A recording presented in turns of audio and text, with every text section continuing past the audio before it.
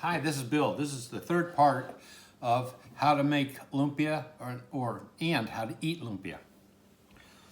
It's simple. You take one out of the basket where they're not quite too hot. Lumpia or egg rolls. If you're from Guam, it's called lumpia. Some nations it's called egg rolls. And this sauce right here is called thinideni. It's just a nice mixture of vinegar, soy sauce, and hot peppers. You can put onions and tomatoes in it too, but I was too lazy.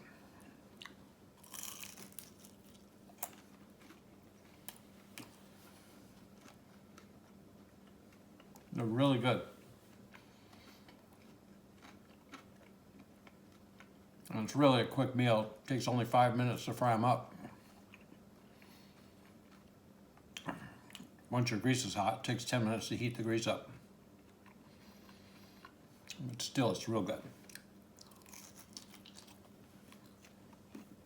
And thanks to my wife, Marie, and my daughter, Ambra, for taking the time to make these and freeze them.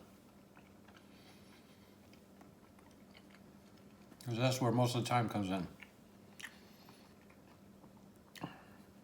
And it's a lot quicker to eat them. They're really good. Bye.